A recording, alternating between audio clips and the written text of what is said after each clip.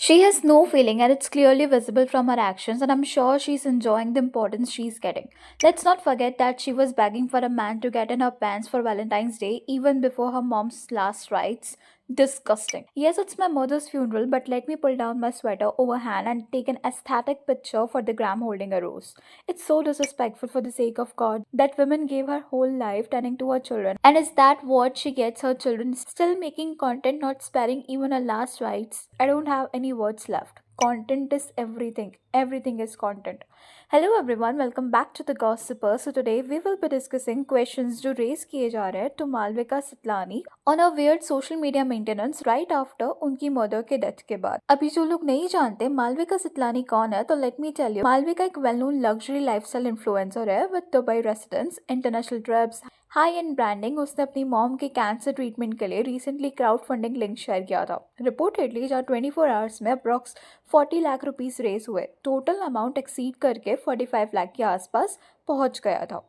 उसने मेंशन किया था कि ये फंड्स अप्रॉक्स 4 मंथ्स के ट्रीटमेंट के लिए है और ये भी बोला कि वो प्राइमरी अर्निंग मेंबर है. अब एक साइड पर लग्जरी लाइफस्टाइल विजिबल था, ग्लैम कंटेंट कंटिन्यू हो रहा था, इवेंट्स, कैफेज, ब्रांड वर्क भी. वहीं दूसरी साइड पर फाइनेंशियल मदद और फंडिंग मांगी जा रही थी. तो परसेप्शन मिसमैच होने से क्वेश्चंस उठते ही है. एस क्राउड फंडिंग तब होती है जब सारे ऑप्शंस एग्जॉस्ट हो चुके हो. साथ ही हॉस्पिटल बिल का ब्रेकडाउन शेयर करने को लेकर काफी कंट्रोवर्सी हुई थी. इन सब उठ रहे क्वेश्चंस में मालविका का बिहेवियर भी रिस्पॉन्सिबल था, एज वो कैफेज, आउटिंग्स, जिम्स में एंगेज रह रही थी और ग्लैम पिक्चर्स इंस्टा पर पोस्ट कर रही थी. डेस्पाइट दिस थिंग कि उनकी मदर कितने क्रिटिकल सिचुएशन से गुजर रही है. बट अनफॉर्चुनेटली मालविका की मदर की डेथ 9 फरवरी को हो गई थी. मालविका ने कुछ पोस्ट डाले right after her mother's death जिसने ये डिबेट स्टार्ट कर दी कि क्या सच में वो ग्रीफ में है. As unbothered Jim Fitz picture, Valentine's Day के दिन she posted a story asking for man जिन्हें उस पे क्रश है to get in her DMs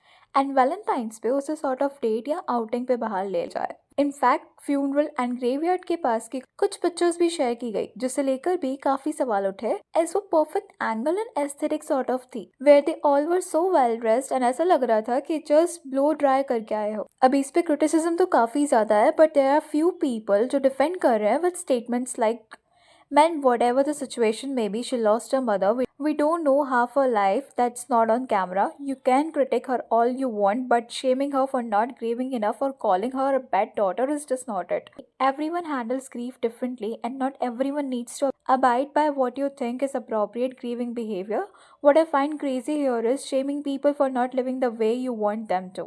पागल ही हो गए हो सब. bashing a daughter for not looking sad enough. The world is already cruel. Please don't make it worse for someone who has just lost their dear ones. अबे it's true कि सबका अपना अलग तरीका होता है ग्रीफ को, पेन को हैंडल करने का. So we can't say anything into this. But अगर आप वो पिक्चर्स देखोगे तो glasses on her face and lipstick, hair blow dry किया हुआ लग रहा है. एंड जो लोग बोल रहे हैं कि it seems like a movie scene, वैसा भी लग रहा है. जिसको नहीं पता होगा कि ये रियल पिक्चर है किसी के डेथ का, उससे अगर हम ये दिखाए सो उससे तो ये कोई मूवी का सीन ही लगेगा, because it is shot with that kind of efficiency, perfect angle and shots with well dressed people. सबका अलग तरीका होता है, आई अग्री. बट कोई भी अपनी मदर की डेथ पे इतना जल्दी रिकवर नहीं हो सकता. लाइक इफ आपके पेट की डेथ भी होती है ना, सो फॉर सम डेज हमें कुछ समझ ही नहीं आता है व्हाट टू डू, खाना and all. But here she is seen well dressed. Then fourth day पे तो she wanted to go out on a date.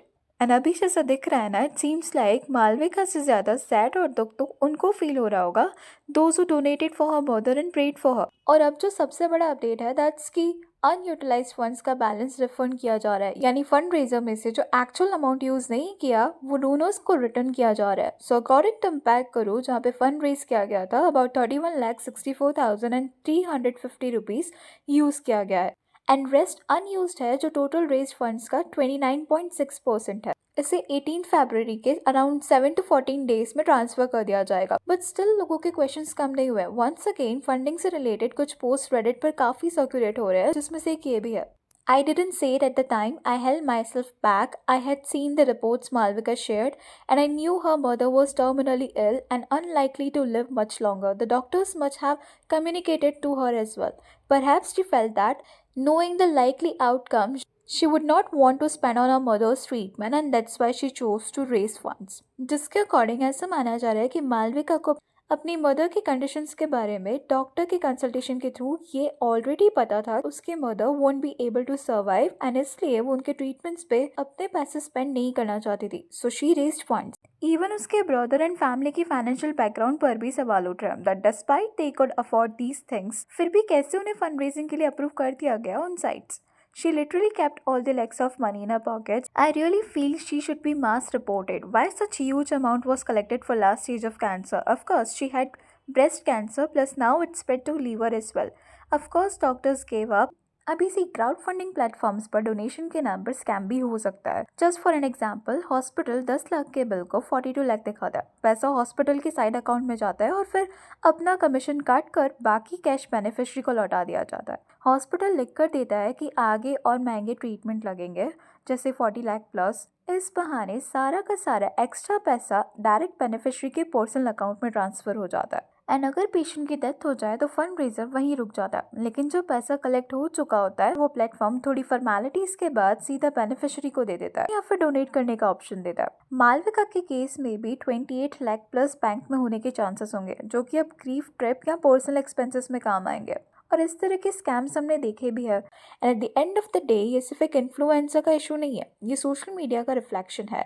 जब भी कोई अपनी पूरी लाइफ ऑनलाइन लाइव करता है तो लोग नेचुरली उसकी हर चीज़ एनालाइज करता है, इवन ग्रीफ भी। लेकिन प्रॉब्लम तब शुरू होती है जब रियल इमोशंस और कंटेंट के बीच का डिफरेंस ब्लर हो जाता है। जब हर मोमेंट एस्थेटिक फिल्टर्ड और परफेक्टली टाइम लगता है तो ऑडियंस ऑथेंटिसिटी पे सवाल उठाएगी सही, और रिपीटेडली ऐसी चीजें हो तो फिर ऑडियंस को जेन्युइन चीजें भी स्टेज लगने लगती है। Anyways, that's all for today. Please let me know your thoughts on this in the comment section.